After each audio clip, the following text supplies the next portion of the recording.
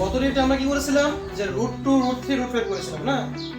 দেখা যায় বেশিরভাগ ক্ষেত্রে যারা স্ট্যান্ডার্ড নিয়েছো তাদের ক্ষেত্রে √2 √3 √5 এর সাথে লাগিয়ে দেবে, এরপরে পার্ট লাগিয়ে দেবে। বলবো যে অতঃপর বা তারপর দেখাও যে 3 + 2 √5 একটি অমূল্য সংখ্যা।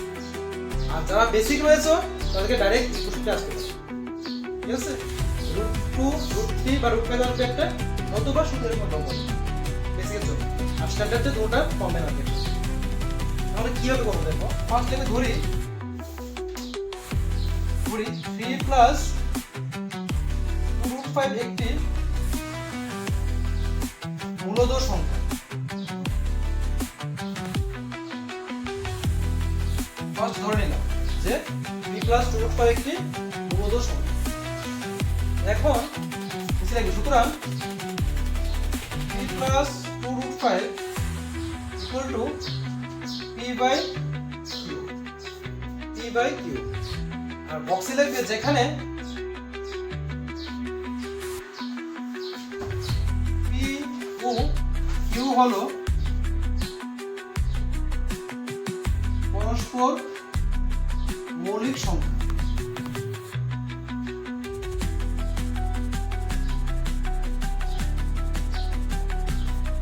ফার্স্ট ধরে নেবে যে সংখ্যাটা থাকবে ওটা = p/q। p এবং q হলো পরস্পর মৌলিক সংখ্যা, তাদের মধ্যে 1 ছাড়া অন্য কোনো পদক নেই, ঠিক আছে। এখন দেখো আগের যে অঙ্কটা করেছিলাম মানে √5 √2 √3 তখন দুদিকে হোল স্কয়ার করেছিলাম না। তো এই ক্ষেত্রে হোল স্কয়ার করার দরকার নেই। এই ক্ষেত্রে টার্গেট হবে রুটের যে সংখ্যাটা আছে তার মানটা বের করা। আমাদের রুটের সংখ্যা কি আছে +2 √5 না, 2 √5 রাখলাম। বাকি যে সংখ্যাটা আছে এটা সাইড চেঞ্জ করে ওই দিকে নিয়ে যাবে। ছিল কি +3, এটা হবে কি -3 বা 2 √5 = এখন দেখো এদিকে কি মাইনাস চিহ্ন আছে, এটা মানে হলো বিয়োগ অঙ্ক। কিন্তু যেহেতু ভগ্নাংশ রয়েছে তাহলে এলসিএম করতে হবে, লসাগু করতে হবে। 3 এর নিচে কিছু নেই মানে কত আছে 1 আছে। তাহলে কিউ এবং 1 কে লসাগু করলে কত আসে কিউ আসে। কিউ দিয়ে কিউ কে ডিভাইড করলে হয় 1 আর p এর সাথে ইনটু করলে p1 = p মাইনাস 1 দিয়ে কিউ কে ভাগ করব কত থাকে 1 দিয়ে কিউ থাকে, আর এই কিউ দিয়ে উপর ইনটু হবে 3q হয়ে গেল। বা দেখো √5 এর সাথে 2 কি অবস্থায় আছে ইনটু অবস্থায় আছে, তো সাইন চেঞ্জ হলে কি হবে এটা ডিভাইড হয়ে যাবে। উপরে আছে p - 3q, নিচে ছিল q। আবার √5 এর সাথে 2 ছিল ইনটু অবস্থায়, সে ডিভাইড হয়ে নিচে আসবে, নিচে আসবে 2। এতটুকু বুঝতে কি না?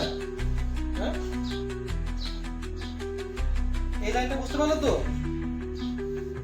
2 √5 লিখলাম = p/q ছিল, p/q লিখলাম। দেখো সাথে প্লাস যে +3 ছিল -3 হয়ে গেল। তারপর লাইন যা ছিল তাই লিখলাম = দিলাম। নিচে লসাগু q আসে q লিখলাম, q দিয়ে q কে ডিভাইড করতে হয় তাহলে 1 আসে, p1 দিয়ে p হয় মাইনাস এর মাইনাস। আবার নিচে 1 আছে, 1 দিয়ে q কে ডিভাইড করলে হয় q থাকে, q * 3 মানে 3 হলো। ঠিক পরের লাইন আমি বলেছিলাম রুটের যে সংখ্যাটা থাকে তার মান বের করতে হবে।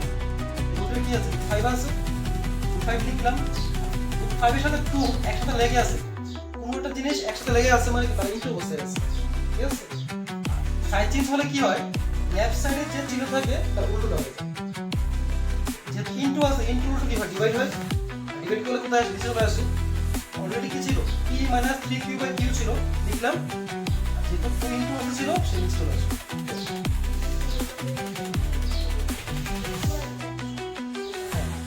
এখন হলো যে এটা কিভাবে আসে, যদি আমরা এরকম লিখি দেখো সাপোজ 2x = 10 ছিল, পরের লাইন কি হয় বলতো x = 10/2 হয় জানা, যে x এর সাথে 2 ইনটু বসে ছিল নিচে চলে আসলো।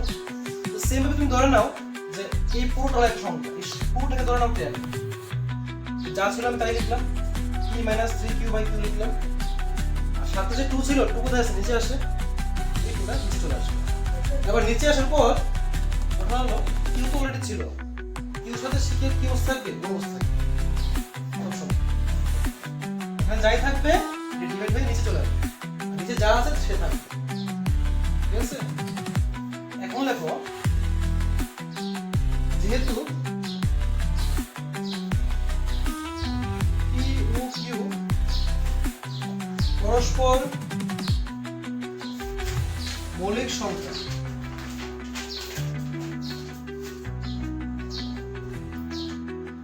যেহেতু পি ও কিউ পরস্পর মৌলিক সংখ্যা, এখন এই জায়গাটা এখানে তুমি যা পাবে তাই লিখবে পুরোটা। P minus 3q by 2q একটি মূলদ সংখ্যা হবে।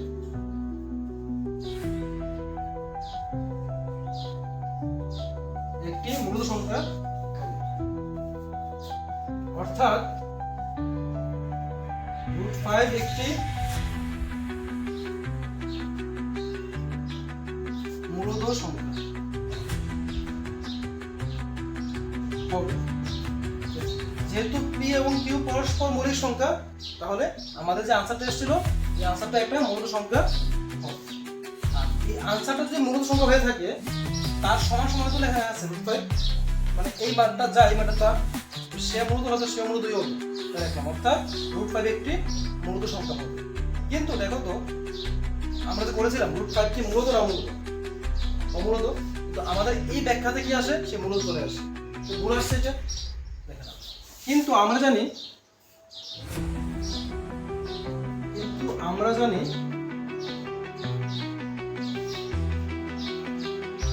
√5 একটি অমূলদ সংখ্যা।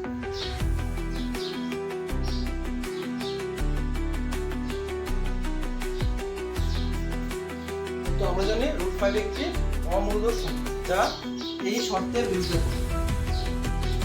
যা এই শর্তের বিরোধিতা করে।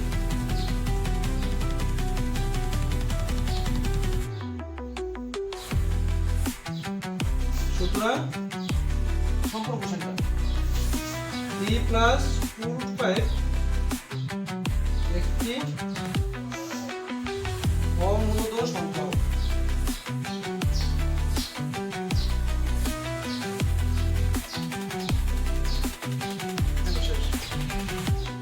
সুতরাং 3 + 2√5 একটি অমূলদ সংখ্যা হবে। এখন দেখো এই ধরনের অঙ্ক আসলে শুধু এই জায়গাটাই চেঞ্জ হবে, বাকি সব সেম থাকবে। যেমন एग्जांपल যদি আমি এটাকে একটু ঘুরিয়ে দিই, সাপোজ দিলাম 2√2, এটা দিলাম, ঠিক আছে? তাহলে আমরা কি লিখব?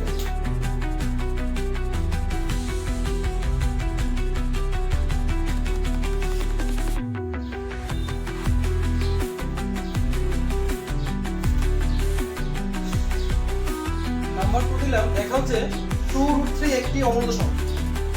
তাহলে কি লিখব? ধরি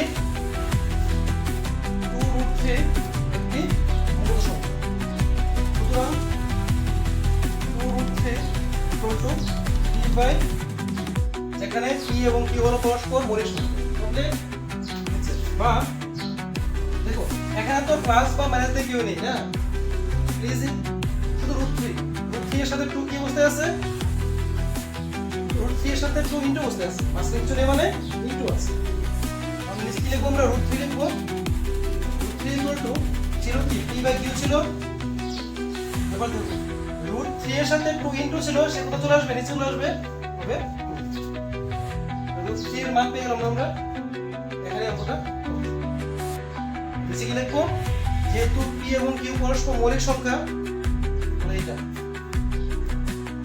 হবে p বাই 2q একটি মূলদ সংখ্যা হবে।